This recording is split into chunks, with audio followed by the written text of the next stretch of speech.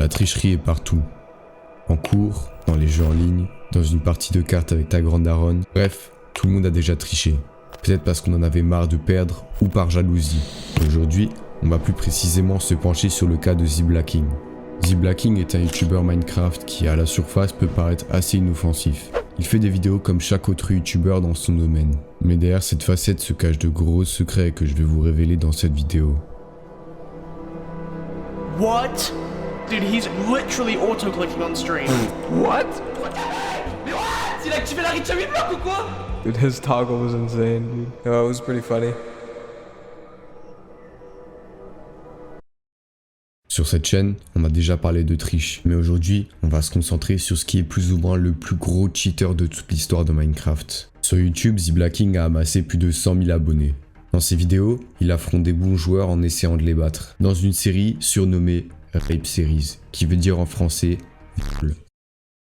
Je sais pas si on peut dire ça comme ça, mais cette série a inspiré des tonnes de gens à faire le même contenu. Après avoir regardé sur sa chaîne, j'ai pas trouvé de vidéo avec ce nom-là. À mon avis, il a dû les enlever pour que ça n'entache pas son image.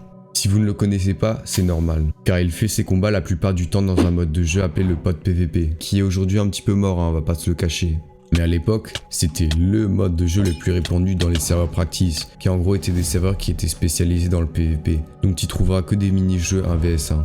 C'était l'un des modes piliers de la communauté dans la période entre 2015 et 2020, où sa popularité a atteint un pic. Mais la raison du déclin de ce mode est liée à sa simplicité. La plupart des joueurs l'ayant enseigné, la communauté toxique, bref, c'est pas un environnement très accueillant. Et si on ajoute à ça le fait que le gameplay consistait plus ou moins à taper sur son adversaire comme un gros bourrin pendant 2 à 3 minutes sans pause, on peut comprendre pourquoi ce mode de jeu est tombé dans l'oubli. Mais si vous ne connaissez pas l'existence de tous ces serveurs Minecraft, c'est pour une raison très simple, la triche. Et vous pouvez vous douter que ZBlacKing, dans cette vidéo, il jouera un très grand rôle.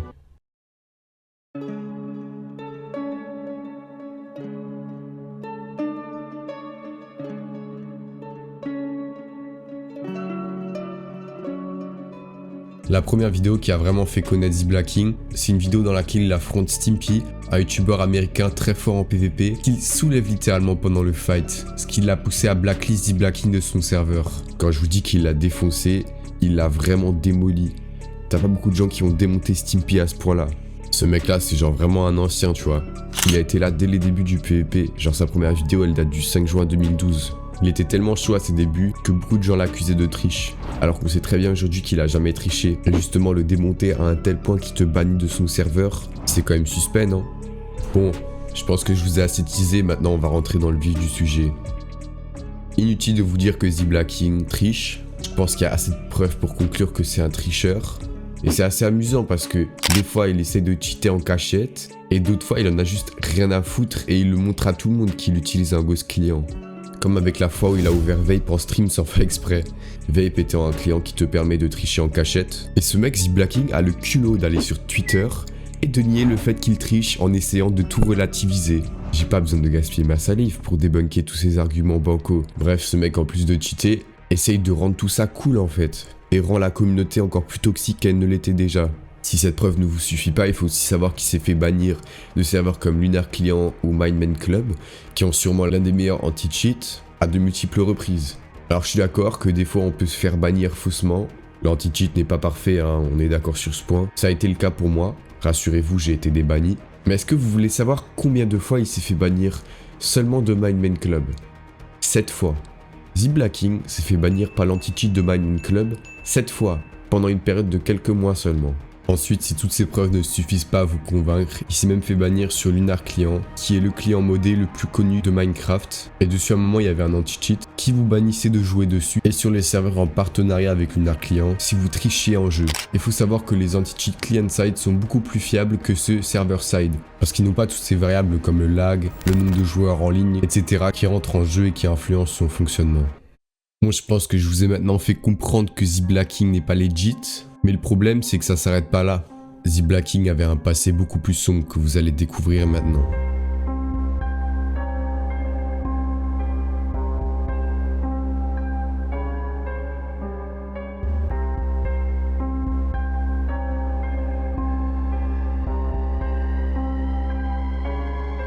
À À l'époque, les gens étaient pas très renseignés et ils étaient très crédules.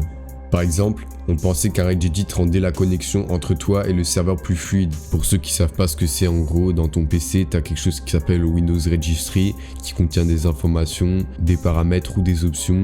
Et justement, le Regedit, c'est des modifications de ces paramètres-là que des gens te vendaient, qui sont censés rendre tout plus rapide et réduire le lag. Bien évidemment, tout est faux. Et ZBlacKing, vous pouvez vous en douter, a capitalisé sur cette innocence. Et il a commencé à vendre toutes sortes de choses sur son site. Je vais pas vous cacher que tout ce qu'il vendait c'était du bullshit, en particulier le fichier .bat et bien évidemment son Regedit. Et justement des petits enfants crédules qui le voient détruire leur youtubeur préféré en pod PvP se disent qu'en achetant des trucs sur son site, ils vont forcément être aussi forts que lui. Mais figurez-vous que ça va encore plus loin que ça. Des fois, ils proposaient à des propriétaires de serveurs Minecraft d'aller streamer sur leur serveur en échange d'argent.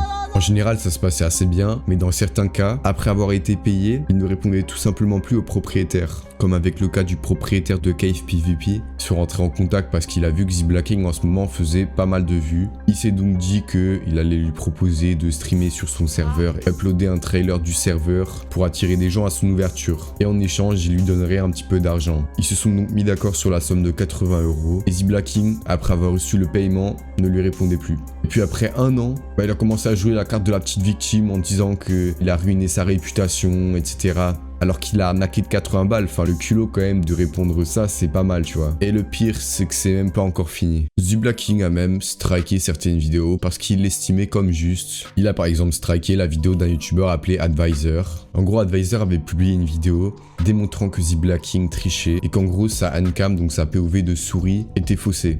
Et quelques jours après l'avoir publié seulement, il reçoit un gentil petit message de YouTube qui dit qu'elle a été strikée. ZBlacKing en a profité qu'Advisor a utilisé un de ses clips dans sa vidéo pour faire un faux copyright strike. Parce que ce qu'il faut savoir, c'est que c'est totalement autorisé de réutiliser des vidéos d'autres youtubeurs.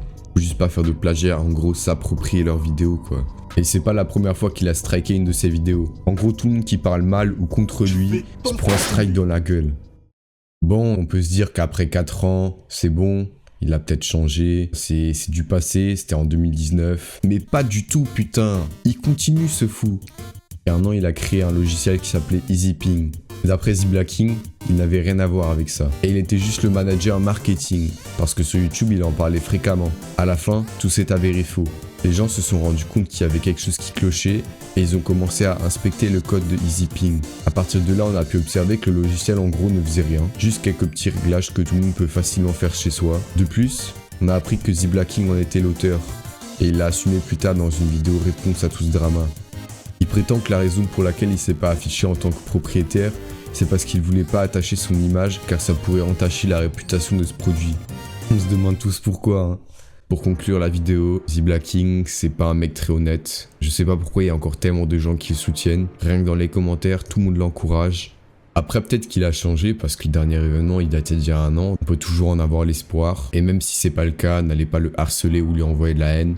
Il ne mérite pas. Bref, j'ai fait cette vidéo pour informer un petit peu la communauté française parce qu'il n'y a pas beaucoup de gens qui ont raconté son histoire. Il n'y a que eu certaines personnes qui l'ont évoqué dans des live streams ou vite fait dans des vidéos. Mais à ma connaissance, en France, il n'y a personne qui a dévoué une vidéo entière à son sujet. Donc je me suis dit que ce serait peut-être pas mal. Bref, j'espère que vous avez kiffé cette vidéo. À dans 2 ans.